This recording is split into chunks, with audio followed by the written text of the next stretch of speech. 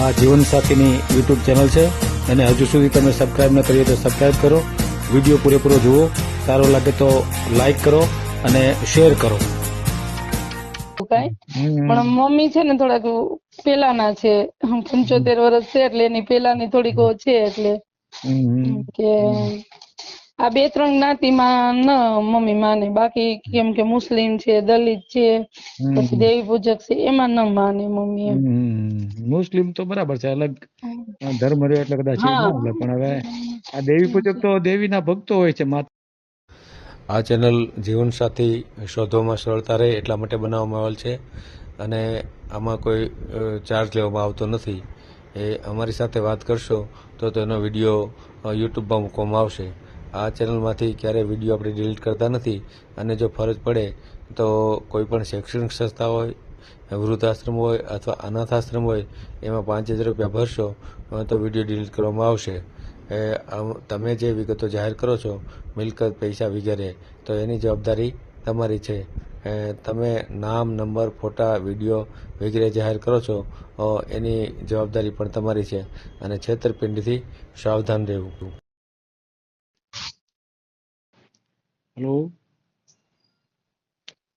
Hello.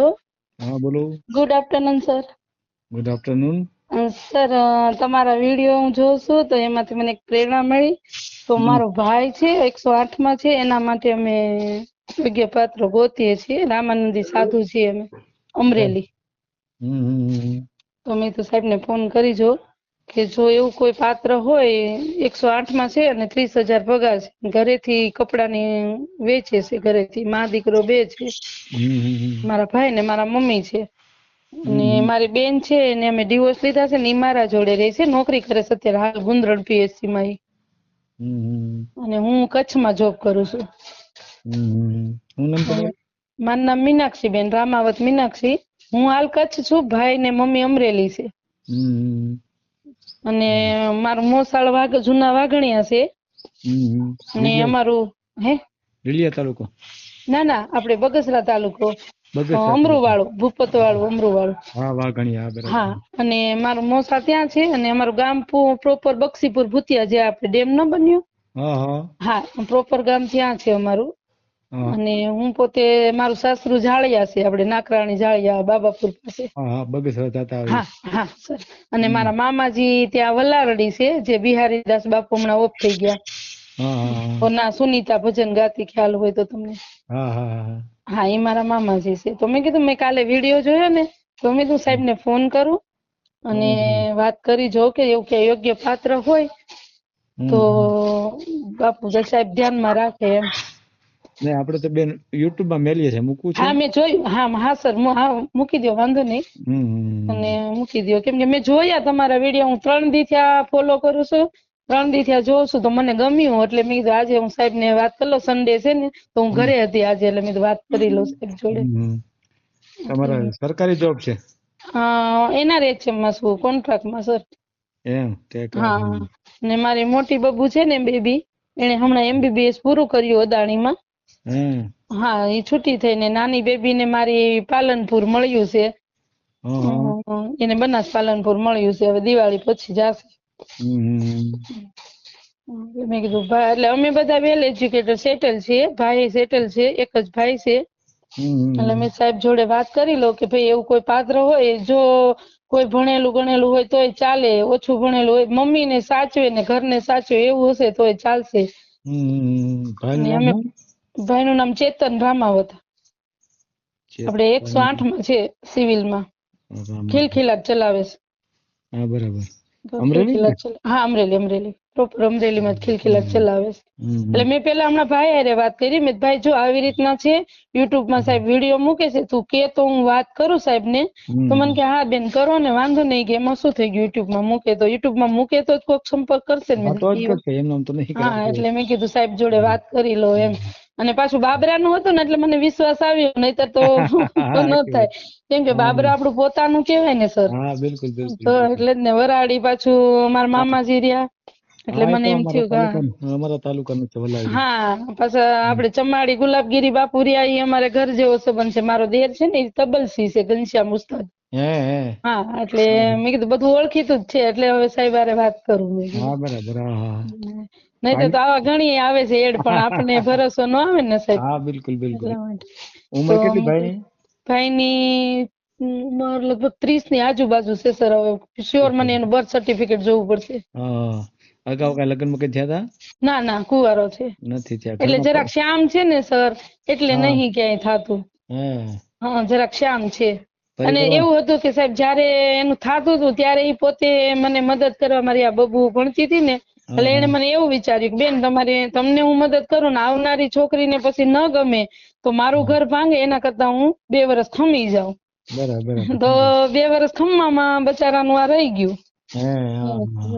એટલે એની વાત સાચી હતી સર. હવે જો કોઈ છોકરી આવે ને એમ કે તું તારી બેન ને ન દે તો એ બેન ને ન દે ને ઓલું થાય ને એમ કે કોઈ છોકરીને દુઃખ થાય ને આપણે લઈ આવ્યા હોય ને કાલ સવારે એને દુઃખ થાય એવું ન હોવું જોઈએ.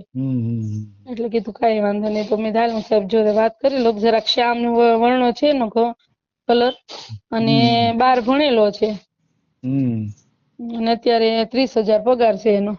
પરિવારોમાં તો માં દીકરો બે જ ને? હા માં દીકરો બે જ છે સાહેબ. બેન છે પણ બેન અત્યારે પીએચસી માં જોબ કરે છે. ઈ મારા જેમ આઉટસોર્સ માંથી જોબ કરે છે.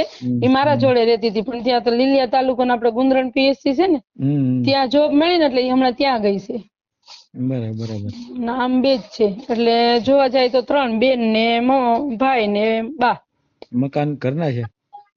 વાઘણિયા ઘરના છે સાહેબ. ઘરના મકાન છે. એક જગ્યાએ પ્લોટ છે. અમરેલી વાતચીત ચાલે છે પણ હજુ લીધા નથી. એટલે વાઘણિયા જ રહે છે ભાઈ કે અમરેલી છે? ના અમરેલી રહી છે પણ વાઘણિયા અમે મારા ફાધર ઓફ થઈ ગયા હતા ને સાહેબ એટલે અમે મોસાળના રેવા ગયા હતા ગામ. તો ત્યાં ઘરના મકાન છે અને એક જગ્યાએ પ્લોટ છે.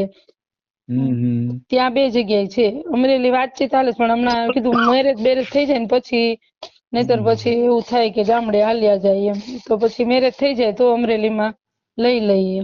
હા એ તો બરાબર. કેમ કે પછી મમ્મી નું ધ્યાન કોણ રાખે એટલા માટે. અને મમ્મી મારા ઉંમર વાળા 75 વર્ષ છે મમ્મી ના. એટલા માટે મેં કીધું વાત કરી જો સાહેબ ને જો ક્યાંય મેળ આવે ને એવું તમને ધ્યાનમાં હોય કે ભાઈ આ છે બરાબર. કેટલું એમ તો ભણેલો છે ભાઈ? 12 ભણેલો છે ભાઈ. 12 ભણેલો છે. 12 ભણેલો છે.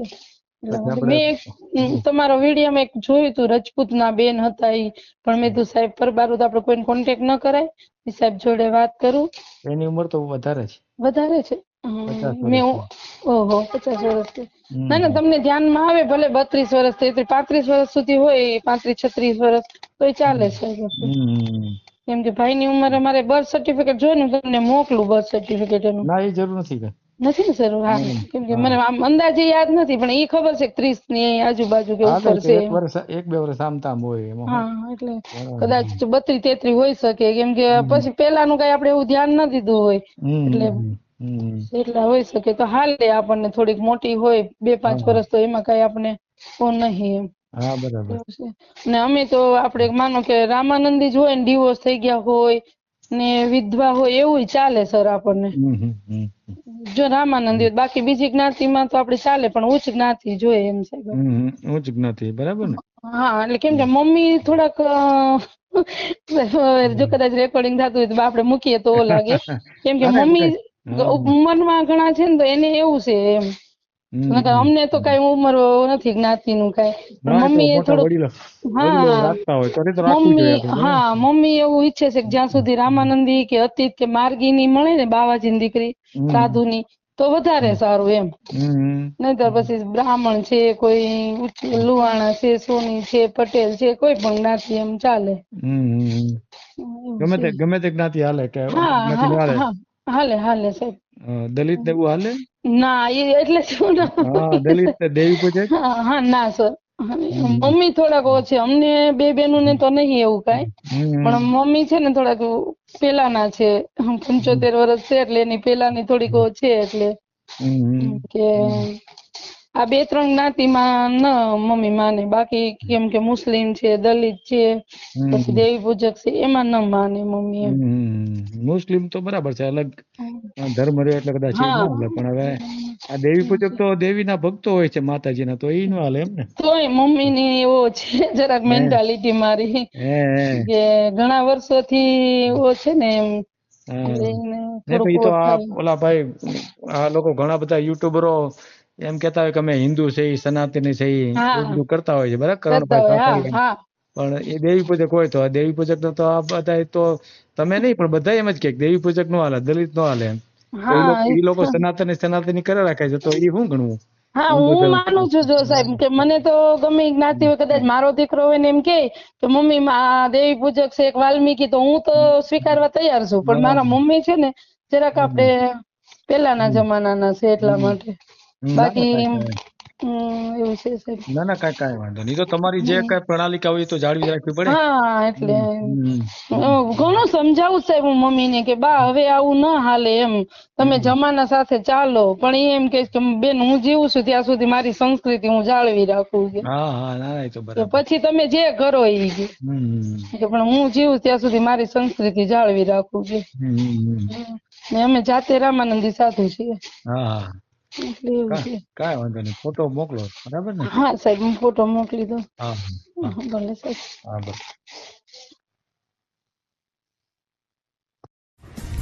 વિડીયો પૂરો જોયો હોય તો આ ચેનલને સબસ્ક્રાઈબ કરો, ઓલ સિલેક્ટ કરો, જેથી કરીને તમને બીજા વિડીયો મળતા રહે, અને શેર કરો.